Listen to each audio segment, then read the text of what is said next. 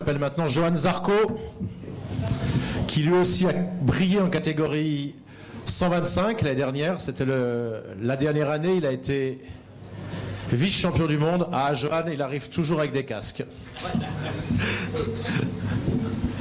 Bonjour. Bonjour. Bah oui, je viens quand même avec mon casque parce que il y a beaucoup de partenaires dessus et c'est grâce à eux qu'on mange, qu'on peut s'entraîner. Donc je pense que c'est bien de ne pas les négliger quand même.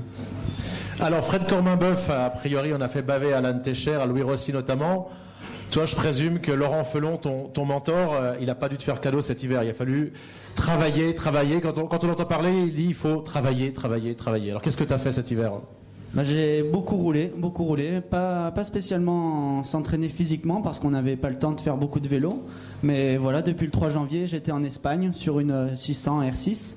Et c'est vrai qu'on a fait plus de 3500 km, plus les essais Moto 2, on n'est pas loin de 6000 km. Et on se rend compte qu'après ces derniers tests, malgré qu'on soit à 16e, mais tout juste à une seconde, on se dit que si on n'avait pas fait tout ça, on n'aurait pas pu commencer à régler la moto et moi la gérer correctement parce que je suis peut-être pas comme ces pilotes qui peuvent changer de catégorie en 2 séances adaptées. Donc il faut du temps, mais quand on l'aura vraiment et on s'entraînera encore pour le garder. On te sent différent des autres années, des autres conférences de presse. Le fait d'avoir gagné un premier Grand Prix, d'avoir été vice-champion du monde, d'avoir joué le titre jusqu'à la fin. Tu es plus mature. Le regard des autres a changé sur toi aussi, dans le paddock ? Oui, dans le regard, moi, on m'a posé cette même question et je disais qu'on me regarde plus parce qu'on me reconnaît sans doute et on me dit peut-être plus souvent bonjour. Donc je dis bonjour également. Mais c'est vrai que pour la confiance, j'ai officiellement gagné un vrai Grand Prix, mais dans le cœur, il y en avait d'autres. Mais ensuite, oui, c'est une confiance en soi, surtout en Moto 2 où tout le monde est très très fort.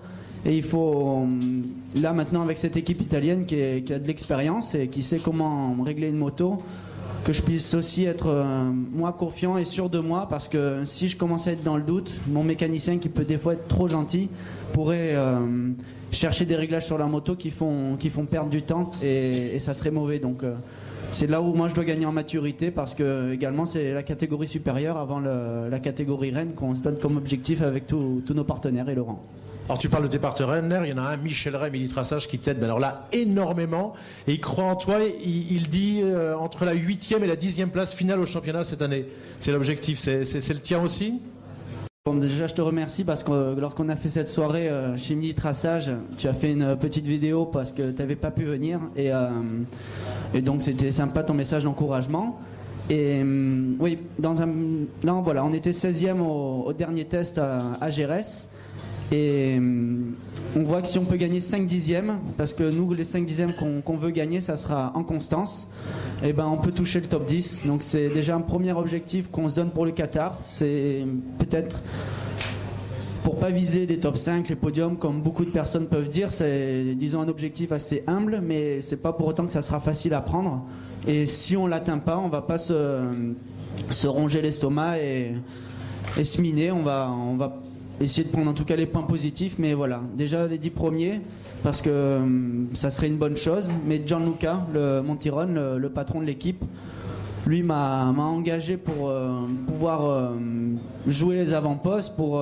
Voilà, il a remplacé De Angelis en se disant qu'un jeune il serait plus motivé et il allait avoir un peu plus de hargne, disons, pour se bagarrer devant. Il veut en fait prendre cet exemple de Marquez, mais c'est difficile de suivre les mêmes traces que Marquez, qui est un pilote vraiment très fort. Mais c'est clair que oui, lui il a dit entre 8 et 10.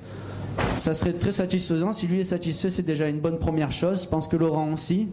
Mais on voit que toutes les motos sont pareilles et c'est vraiment une histoire d'homme, quoi. Il y a cette année Mike qui, à mon avis, sera performant parce qu'il a le couteau sous la gorge, et nous on l'a pas vraiment le couteau sous la gorge, mais on fait en sorte de se le mettre pour garder notre place. Monsieur Michi n'aime pas dire ce mot crise, mais si on n'a pas le droit à l'erreur, quoi, dans cette période là. Donc c'est pour ça qu'il faut, malgré qu'on les passe, mettre le couteau sous la gorge pour faire ce résultat et avoir cet état où on peut se transcender sur la piste, sur la moto pour faire les résultats comme on a pu faire l'année dernière. Ce sera le 4e Grand Prix de la saison, le Grand Prix de France. Pour un débutant comme toi de la catégorie, ce ne sera pas trop tôt pour faire un coup, pour viser un podium ? Ça n'arrive pas trop tôt dans la saison ? Je ne sais pas. C'est pour faire un podium, c'est pas facile, c'est vrai, dès le 4e Grand Prix, mais c'est pas pour autant que c'est plus facile en fin d'année, à part qu'il y ait des déclics sur la moto. Mais ça l'année dernière, moi, mon déclic a été après le Grand Prix de France, que justement 125 en 2011. C'est un petit jeune de 16 ans qui avait gagné, et apparemment il a fallu qu'il me montre que lui était capable de battre Terol. Et ça m'a un peu engagé. Je me suis dit, bon, maintenant, à moi de le faire. Et pour Barcelone, il y a eu l'événement que je pense que quelques personnes se souviennent. Cette année, on verra ce que ça donne. Mais il y aura également beaucoup de monde qui va venir au Grand Prix de France me soutenir. Et voilà, je pense c'est difficile de dire de ne pas se mettre la pression. Mais je vais essayer de prendre cette expérience déjà des 3 années en Grand Prix. Je me rends compte aussi que l'année dernière, il y avait une certaine pression que j'ai essayé d'éviter en restant concentré dans le camping-car, en faisant toujours le même travail. Mais inconsciemment, elle y est. Et je vais essayer de transformer ça, comme font peut-être les Espagnols, les Italiens, que ça soit vraiment une énergie positive et peut-être avoir cette fierté de représenter la France en étant français sur le Grand Prix de France. Que souvent, nous, on a tendance à se mettre de la pression négative, alors que les Italiens, ils veulent porter les couleurs. Je pense qu'il faut avoir cette mentalité-là. Puis comme tu es supporter de l'OM, qu'ils ont perdu 6 fois d'affilée en France, plus un match nul à Nice, on va te donner un maillot de football d'une équipe qui peut faire quelque chose. Non, Johan, c'est ça. Peut-être que pour monter le Ventoux, parce que c'est un grand spécialiste de vélo, Johan. Et le Ventoux, il le monte plusieurs fois, parce qu'une fois, c'est pas suffisant, l'une derrière l'autre. Voilà. Tout à l'heure, je dis pour tous les pilotes, vous allez avoir des interviews. On va faire des photos avec Stéphanie et Fanny. Ça, hein, je ne suis pas trompé. Pour que vous passiez aussi un agréable moment. Et oui, elles sont charmantes. Et beaucoup le pensent, mais moi je le dis. Le Ventoux, en ce moment, je ne le monte pas parce que justement, on a fait beaucoup de motos. Donc, je suis peut-être un peu moins en forme sur le vélo. Mais bon, on se dit quand même que l'important, c'est d'être performant sur une moto, quoi, parce que c'est un peu notre boulot. Mais on se prépare pour le remonter à nouveau. Oui, mais je pense que Laurent te fera bien remonter le Ventoux assez rapidement. Tout dépend du résultat. Si tu veux t'entraîner à vélo, nos consultants Régis Laconi et Sébastien Charpentier, ils font que ça. Ils sont pas mal aussi. On reste seul, nous, on fait notre boulot, on est sudistes et c'est à deux, il y a le binôme, il fonctionne, il n'y a pas besoin de personne en plus. Voilà.